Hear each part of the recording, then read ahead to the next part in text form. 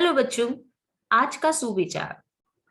आत्मविश्वास और कड़ी मेहनत वो दवा है जिसके बूते नाकामी नाम की बीमारी का इलाज किया जा सकता है। बहुत अच्छी बात है बच्चों कि हम आत्मविश्वास और कड़ी मेहनत के द्वारा नाकामी, असफलता, इन सभी को दूर कर सकते हैं, इन सभी को मिटा सकते हैं। इस सुविचार को आज आप अपनी कॉपी में लिखेंगे और आज हम पढ़ेंगे शब्द रचना। शब्द क्या होते हैं बच्चों? हमने वर्ण के बारे में हम जानते हैं, आपने पिछली कक्षाओं में पढ़ा है कि वर्ण क्या होते हैं। वर्ण भाषा की सबसे छोटी इकाई होते हैं और वर्णों से शब्द बनते हैं, शब्द से वाक्य बनता है। इस बात को हम जानते हैं बच्चों। शब्द क्या होते हैं, कैसे शब्दों की रचना की जाती है? देखिए, कमल, कमल यह शब्द है क्योंकि इसका अर्थ है। मकल यह नहीं है शब्द क्योंकि इसका कोई अर्थ नहीं है। तो वर्णों का ऐसा समूह जिसका निश्चित अर्थ होता है उसे शब्द कहते हैं। वर्णों के मेल से बनी सार्थक ध्वनि शब्द होती है। तो ये सभी वर्ण हैं, क म ल, ये सभी क्या है? वर्ण है। इन वर्णों का ऐसा समूह जिसका कोई निश्चित अर्थ होता है उसे शब्द कहते हैं। अब मकल शब्द नहीं है। क्यों नहीं है? क्योंकि इसका कोई अर्थ ही नहीं है। तो वर्णों के मेल से जो सार्थक ध्वनि बनती है उसे ही शब्द कहा जाता है, वही शब्द होता है।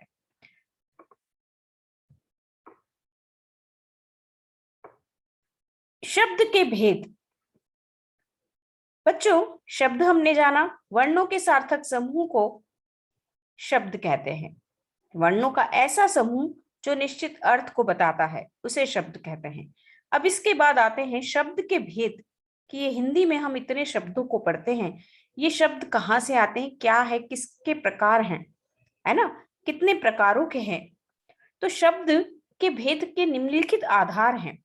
प्रयोग के आधार पर शब्द के भेद, रचना या बनावट के आधार पर शब्द के भेद, उत्पत्ति या स्रोत के आधार पर शब्द के भेद, अर्थ के आधार पर शब्द के भेद।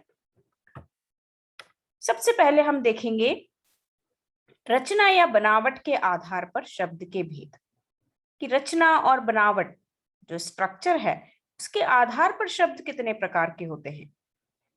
तो रचना के आधार पर शब्द तीन प्रकार के होते हैं: रूढ़ शब्द, यौगिक शब्द, योग रूढ़ शब्द। रूढ़ शब्द क्या होते हैं? देखिए, जो शब्द हिंदी भाषा में विशेष अर्थ के साथ परंपरा से प्रयुक्त होते आ रहे हैं, अर्थ नहीं निकलता हो, उन्हें रूढ़ शब्द कहते हैं। जैसे पेड़, पुस्तक, करेला, दीवार, लंगूर आदि। ये जो सारे शब्द हैं बच्चों, ये हिंदी भाषा में एक विशेष अर्थ के साथ बहुत पहले से ही प्रयुक्त होते आ रहे हैं, है ना। अभी यदि हम इन्हें विभाजित भी करें तो इनका कोई अर्थ नहीं निकलेगा, है ना। तो ये ऐसे शब्द होते हैं रूढ़ शब्द, कि जो बहुत समय से विशेष अर्थ के साथ परंपराओं से प्रयुक्त होते हुए आ रहे हैं। इसके बाद आता है यौगिक शब्द। दो या दो से अधिक शब्दों या शब्दांशों के मेल से बनने वाले शब्दों को यौगिक शब्द कहते हैं। यौगिक शब्दों के खंड किए जा सकते हैं और प्रत्येक खंड का अर्थ होता है। ऊपर हमने रूढ़ शब्द पढ़ा बच्चों, तो रूढ़ शब्द के हम खंड नहीं कर सकते। यौगिक और रूढ़ में यही अंतर आप देखेंगे कि रूढ़ शब्द को हम खंडित नहीं कर सकते, और खंड यदि करेंगे तो प्रत्येक खंड का कोई अर्थ नहीं निकलेगा। जैसे पेड़ है, पेड़ को हमने दो भागों में विभाजित किया, पेड़, तो कोई अर्थ नहीं निकला, है ना। अब यौगिक शब्द जो होते हैं वे दो या दो से अधिक शब्दों या शब्दांशों के मेल से बने हैं। यौगिक, योग यानी जोड़, है ना, मिलना। तो ये दो शब्दांशों के मेल से बनते हैं, इन्हें यौगिक शब्द कहते हैं। यौगिक शब्दों के खंड किए जा सकते हैं और प्रत्येक खंड का अर्थ होता है। कैसे? जैसे नर धन ईश, नरेश, विद्याधन आलय, विद्यालय, है ना। तो ये दोनों शब्द, नर का भी अर्थ है, ईश का भी अर्थ है, विद्या का भी अर्थ है, आलय का भी अर्थ है।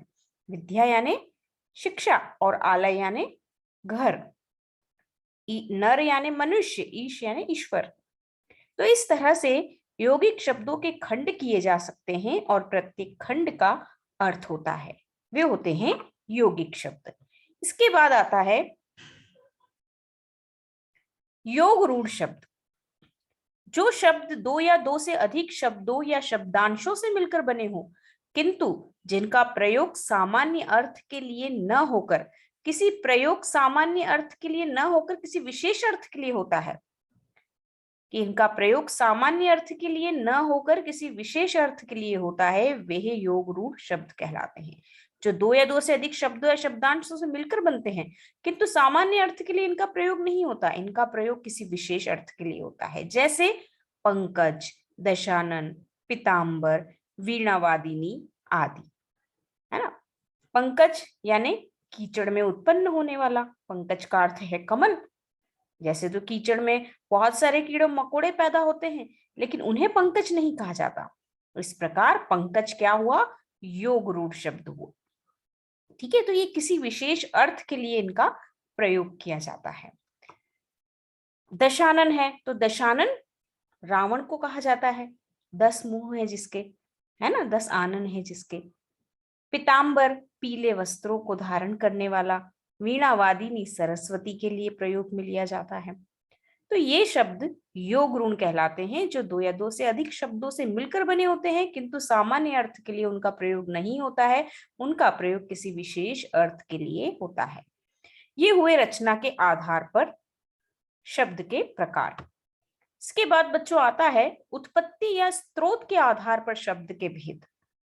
हिंदी भाषा में शब्द कई स्रोतों से आए हैं। स्रोत का मतलब होता है बच्चों सोर्स, जहां से इनकी उत्पत्ति हुई है, जहां से इनका जन्म माना जाता है ना। तो हिंदी भाषा में शब्द कई स्रोतों से आए हैं, कई जगह से आए हैं। इनके आधार पर शब्द 4 प्रकार के होते हैं: तत्सम शब्द, तद्भव शब्द, देशज शब्द, विदेशी शब्द। एक और है आपकी बुक में संकर शब्द, उसके बारे में भी हम जानेंगे। तो सबसे पहले हम देखते हैं तत्सम शब्द क्या होता है। तत्सम शब्द क्या होता है बच्चों? तत्सम संस्कृत के वे शब्द जो उसी रूप में हिंदी भाषा में प्रयोग में लाए जाते हैं, तत्सम शब्द कहलाते हैं। तत्सम शब्द संस्कृत से हिंदी में आए हैं और जैसे रूप इनका संस्कृत में है, वही रूप इनका हिंदी में भी है।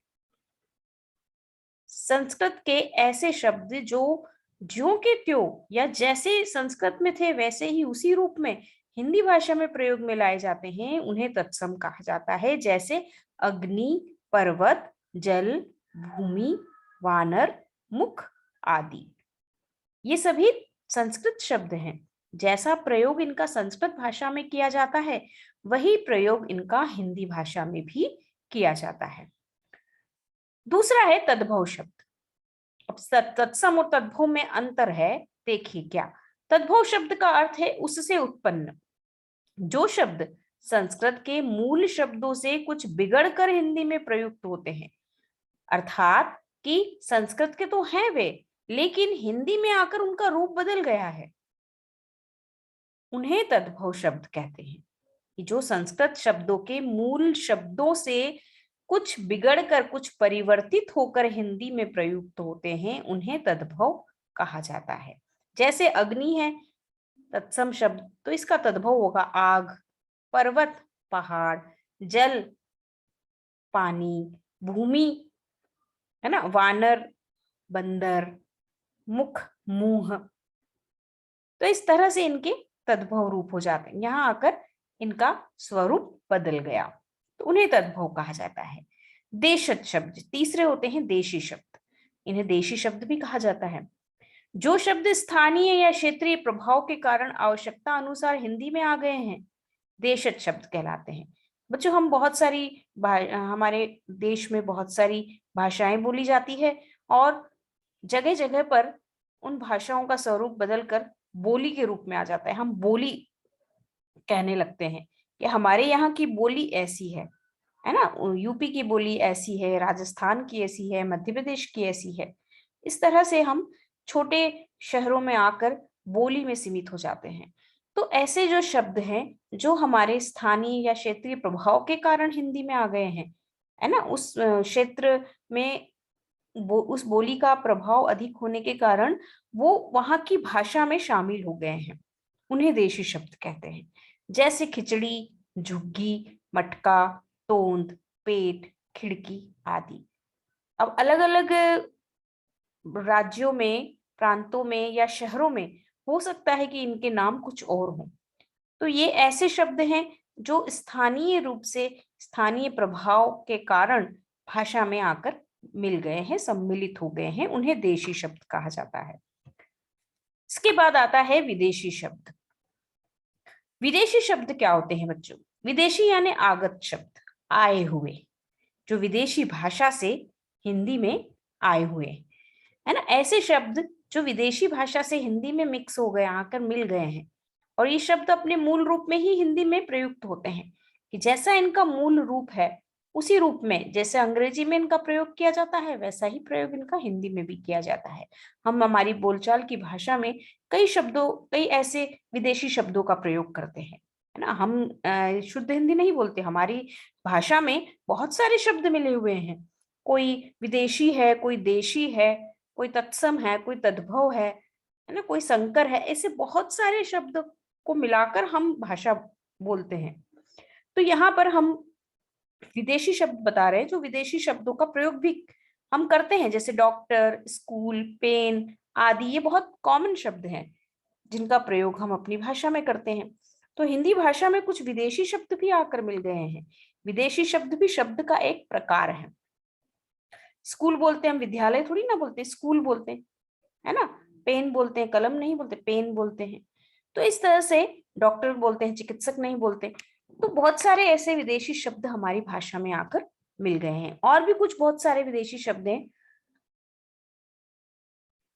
हिंदी में आए कुछ विदेशी शब्द नीचे दिए गए हैं: अखबार, आवाज, इम्तिहान, अचार, आदमी, आसमान, कुर्ता, चाकू, तकिया, बंदूक। करते हैं ना हम इन सब शब्दों का प्रयोग। तो हमारी भाषा में विदेशी शब्द भी मिले हुए हैं। पांचवा आता है संकर शब्द। संकर शब्द भिन्न भाषाओं के शब्दों के मेल से बनने वाले शब्द को कहते हैं, कि दो अलग अलग भाषाओं को मिलाकर एक शब्द बनता है, उसे संकर शब्द कहा जाता है, दो भिन्न भाषाओं से मिलाकर। जैसे वर्ष, वर्ष संस्कृत शब्द है, गांठ हिंदी शब्द है, तो नया शब्द बन गया वर्षगांठ। जन्मदिन, है ना। अखबार फारसी शब्द है, वाला हिंदी शब्द है, अखबार वाला। ठीक है। तो बच्चों, इस तरह से संकर शब्द दो भिन्न भाषाओं के शब्दों के मेल से बनने वाले शब्द कहलाते हैं। और बच्चों, हमारी हिंदी भाषा में विदेशी शब्द केवल अंग्रेजी के ही नहीं, अरबी, फारसी, पुर्तगाली, है ना, ये उर्दू, ये भी विदेशी शब्द हैं सारे। ये इन भाषाओं के शब्द भी हमारी हिंदी में मिले हुए हैं।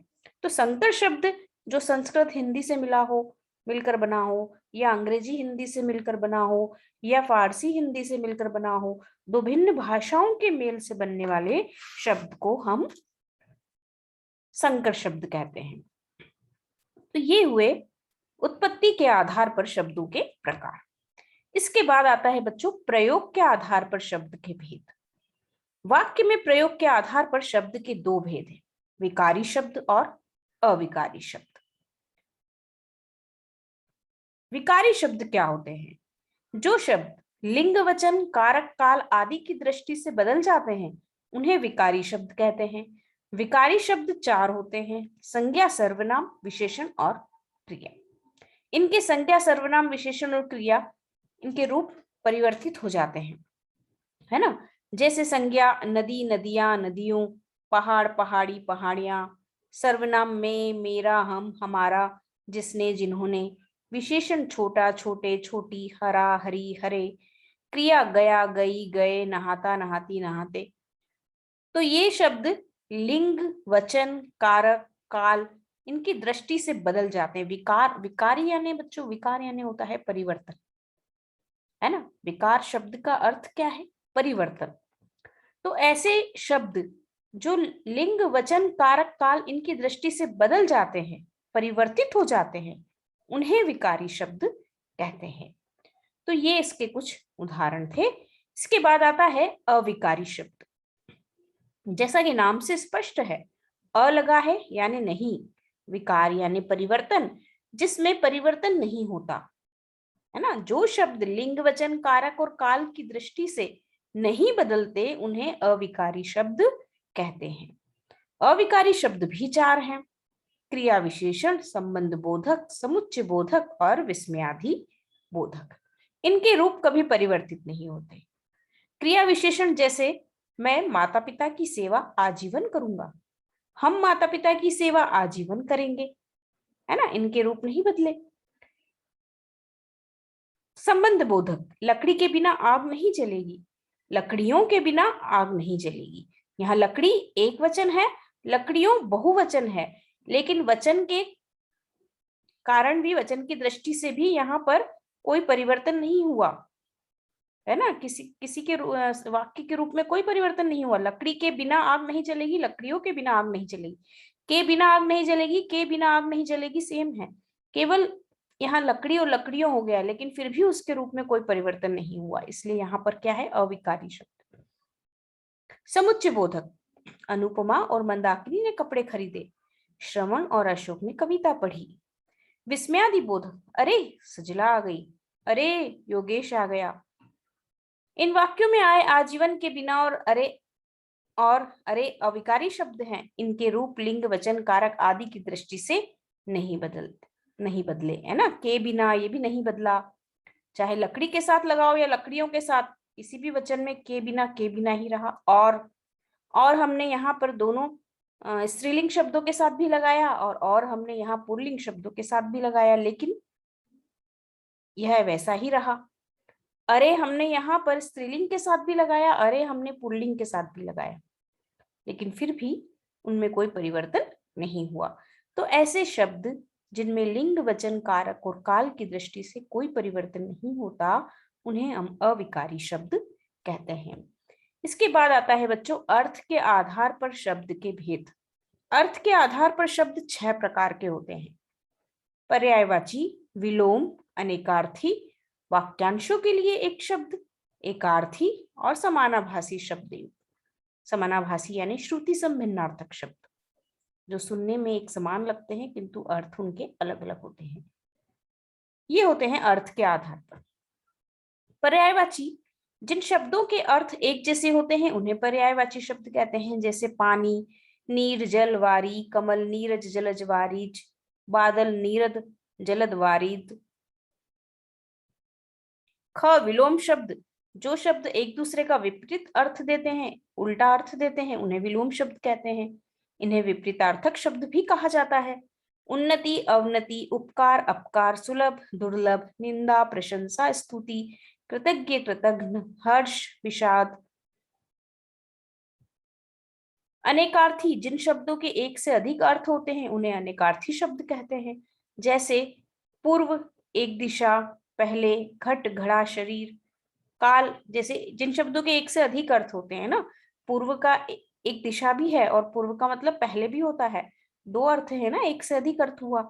घट यानी घड़ा भी होता है, घट यानी शरीर भी होता है, काल मृत्यु भी होता है, समय भी होता है, कर हाथ, किरण टैक्स, इसके एक से अधिक अर्थ होते हैं, तीर किनारा बाण, कुल वंश सब। तो इस तरह से ये अनेकार्थी शब्द कहलाते हैं। इसके बाद आता है बच्चों वाक्यांश के स्थान पर एक शब्द। अनेक शब्दों के स्थान पर आने वाले एक शब्द को वाक्यांश बोधक शब्द भी कहते हैं। अनेक शब्दों के लिए एक शब्द: उपकार को मानने वाला कृतज्ञ, उपकार को न मानने वाला कृतघ्न, जो सरलता से प्राप्त होता है सुलभ। तो इस तरह से ये जो शब्द होते हैं वो अनेक शब्दों के स्थान पर आने वाले एक शब्द होते हैं, वाक्यांश के स्थान पर एक शब्द। ये अर्थ के आधार पर वाक्य के भेद। एकार्थी शब्द, जिन शब्दों के एक एक अर्थ होते हैं उन्हें एकार्थी शब्द कहते हैं। शब्दार्थ होते हैं ना, हमारे जो लेसन्स में शब्दार्थ आते हैं, वो एकार्थी शब्द होते हैं, एक ही अर्थ होता है ना उनका। कभी कभी किसी शब्दार्थ के अलग अलग अर्थ भी होते हैं, लेकिन एकार्थी शब्द वह होते हैं जिनका एक ही अर्थ होता है। पीड़ा दर्द, गृह घर, नृत्य नाच, सूर्य सूरज। अगला है समानाभासी शब्द युग्म, श्रुति संभिन्नार्थक शब्द। कुछ शब्द ऐसे होते हैं जिनकी वर्तनी में भिन्नता होते हुए भी उच्चारण में इतना कम अंतर होता है कि वे एक समान सुनाई देते हैं, परंतु उनके अर्थ सर्वथा भिन्न होते हैं। ऐसे शब्दों को समानाभासी शब्द युग्म कहते हैं, कि जो हमें लिखावट में उनकी वर्तनी, लेखनी जो उनकी होती है, स्पेलिंग जो उनकी होती है, वो अलग अलग होती है, लेकिन उनके उच्चारण में इतना कम अंतर होता है कि वे एक समान सुनाई देते हैं, लेकिन उनके अर्थ बिल्कुल अलग होते हैं। ऐसे शब्द समानाभासी शब्द युग्म कहलाते हैं। जैसे अन्न, अनाज, कुल, वंश, सब। तो अन्न और अन्य है ना, दोनों की स्पेलिंग तो अलग है, वर्तनी दोनों की अलग है, अन्न अलग है, अन्य अलग है, लेकिन अर्थ क्या है? अन्न का अनाज, अन्य यानी दूसरा। अब कुल, कुल का एक ही उच्चारण है, लेकिन अर्थ क्या है? एक अर्थ है वंश, एक अर्थ है किनारा, तट। ठीक है बच्चों, तो ये हुए अर्थ के आधार पर शब्दों के भेद। तो बच्चों हमने शब्द रचना में पढ़ा कि शब्द किस किस प्रकार के शब्द होते हैं, कितने प्रकार के शब्द होते हैं, कितने भेद होते हैं, कहाँ कहाँ से शब्द आकर हमारी हिंदी भाषा में सम्मिलित हो गए हैं। तो आप ध्यान से इन्हें पढ़ेंगे और शब्दों की रचना के बारे में जानेंगे।